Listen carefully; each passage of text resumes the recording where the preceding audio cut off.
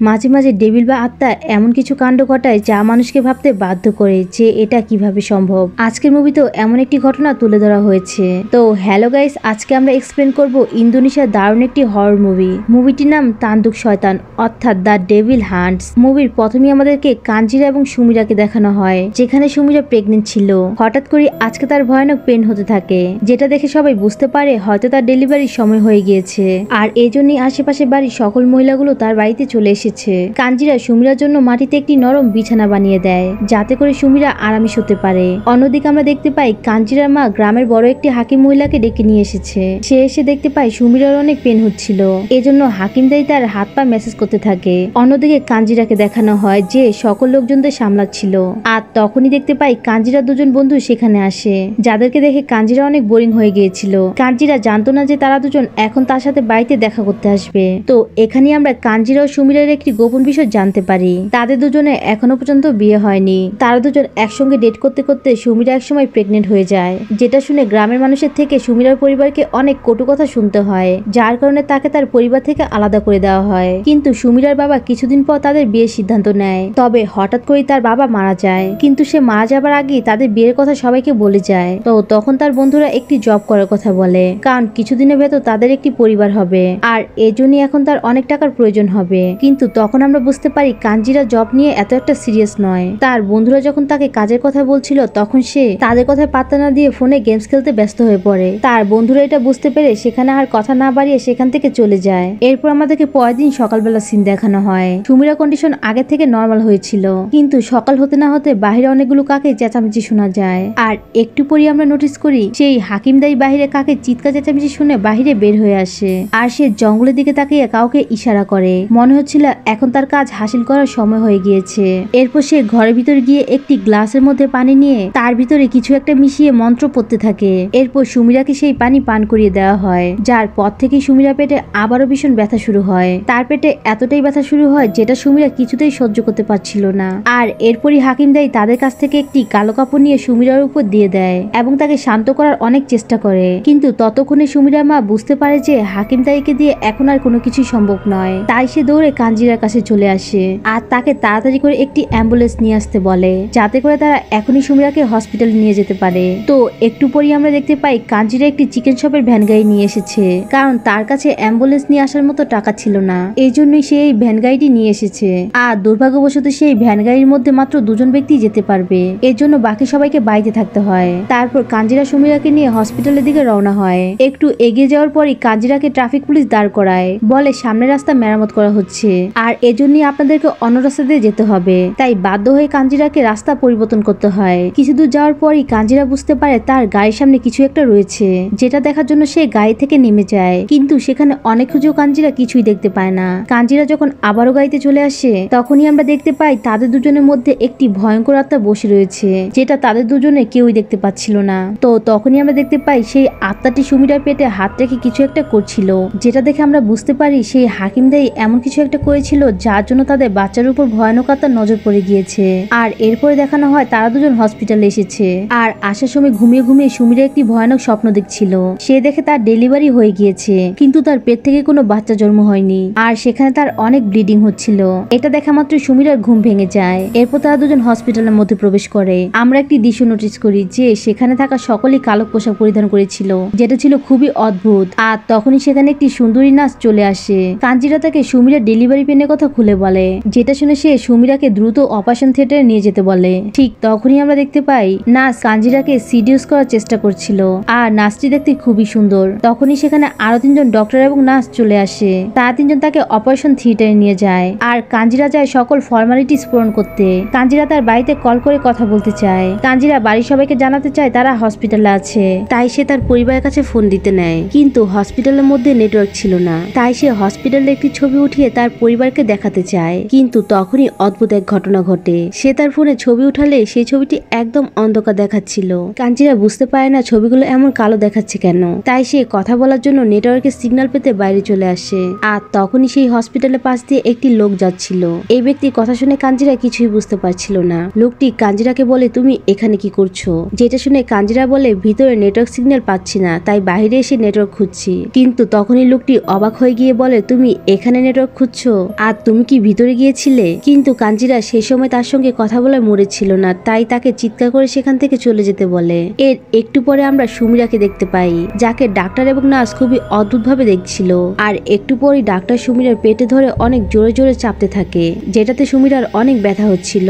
ব্যথা সহ্য করতে না পেরে সে ডাক্তারকে থামতে বলে, কিন্তু তারা কিছুতেই থামছে না। আর তখনই ডাক্তার ও নার্সগুলো সুমিরাকে বলে, তুমি তোমার বাচ্চাটি আমাদেরকে দিয়ে দাও, কেননা এখন তোমরা দুজন শুধু আমাদের জন্যই বেঁচে রয়েছো, তাই আমরা যা চাই তা আমাদেরকে দিয়ে দাও, এতে তোমারই ভালো হবে। এরপরে কাঞ্জিরাকে দেখানো হয় যে কারোর সাথে কন্ট্যাক্ট করতে না পেরে আবারও হসপিটালের মধ্যে চলে আসে। সে দেখতে পায় হসপিটালের ভেতরে শুরুতে যতগুলো লোককে দেখছিল ঠিক ততগুলো লোকই রয়েছে, যেটা দেখে মনে হচ্ছিল লোকগুলো একই কাজ বারবার করছে।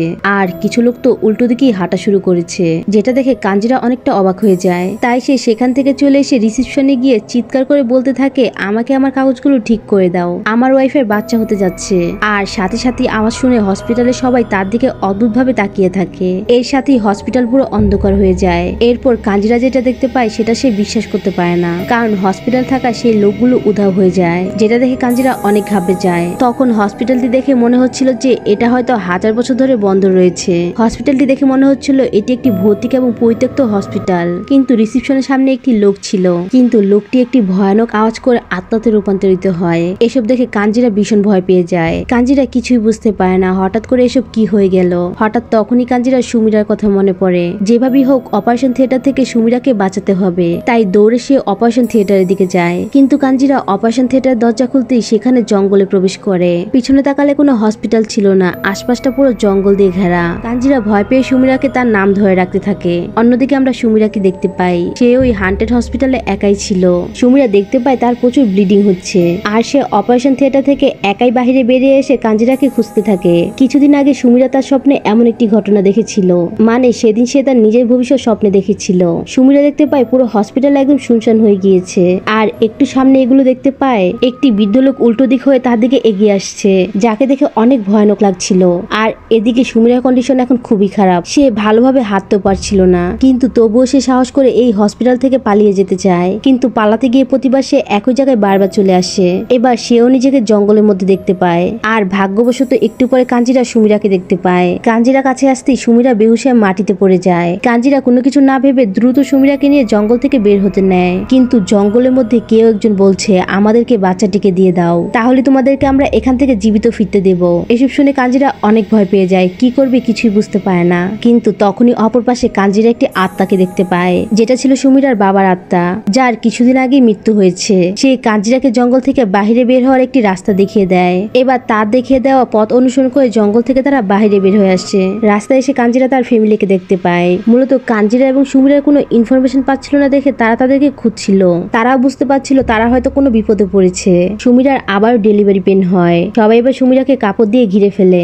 রাস্তায় সুমিরার ডেলিভারি হয়, সেখানে ওই দায়ী মহিলাও ছিল, কিন্তু অদ্ভুত ব্যাপার হচ্ছে তার কোনো বাচ্চা হয় না, শুধু রক্তক্ষরণ হচ্ছিল, যেটা দেখে সবাই কান্না করতে থাকে। তারা এখন বুঝতে পেরেছে বাচ্চাটি আর জীবিত নেই, বাচ্চাটিকে হয়তো ভয়ানক আত্মাগুলো তাদের সাথে নিয়ে গিয়েছে।